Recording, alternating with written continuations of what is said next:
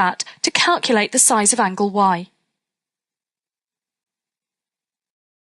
Here's another one for you. Press pause and have a go. When you're ready, press play. Here's the answer. This one was a bit more tricky. You need to realise that these two lines are the same length because they're both a radius of the circle. That makes this an isosceles triangle, so this is 41 degrees to match this. You can then work out that this is 98 and use the fact that this is double this to work out the 49. Here's another one for you. Press pause and have a go. When you're ready, press play. Here's the answer. Drawing the chord here helps you realise that these are the angles in the same segment, so this is equal to this. Here's another one for you. Press pause and have a go. When you're ready, press play. You should have spotted the alternate segment theorem here. Here's an angle on a chord and tangent, so the angle in the alternate segment will be equal to it. That gives us an answer of 47 degrees. For the reason, you just need to write alternate segment theorem. Here's another one for you. Press pause and have a go. When you're ready, press play. For this one, quickly spot that you've got a right angle here, and then take away from 180 degrees to leave you the 28 degrees.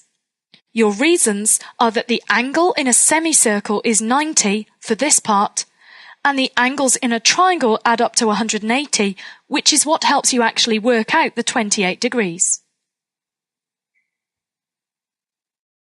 Here's another one for you.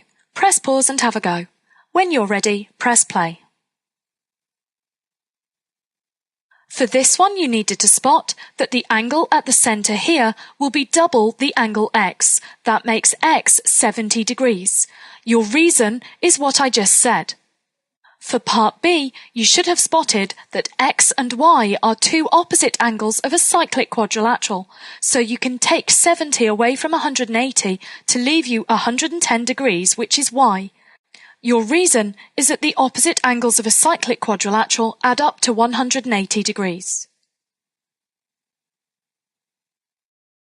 Now here's a much more challenging question for you to try.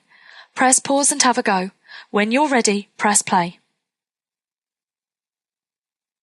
To start this question, the first thing you need to spot is that we've got an alternate segment. We've got this angle here, 34, so this one here will also be 34 degrees. Now, where do we go next? Well, the thing is to spot these two little arrows here. They must be here for a reason, so we must have to use them. And we've got alternate angles. So if this one is 34, then this one is 34 as well. For our next move, we spot these little marks here. Again, they must be here for a reason.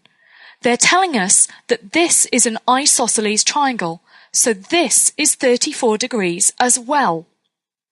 Now, inside that isosceles triangle, we've got two angles of 34.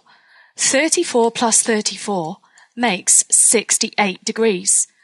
We can work out this angle here by taking the 68 degrees we've just worked out away from 180 degrees, and we get 112 degrees. Now we spot that we've got two opposite angles in a cyclic quadrilateral. These two must add up to 180. So 180 minus this 112 gives us 68 degrees, obviously because we've done it the other way round here. So the answer for x is 68 degrees. Here's another tricky looking one for you. Press pause and have a go.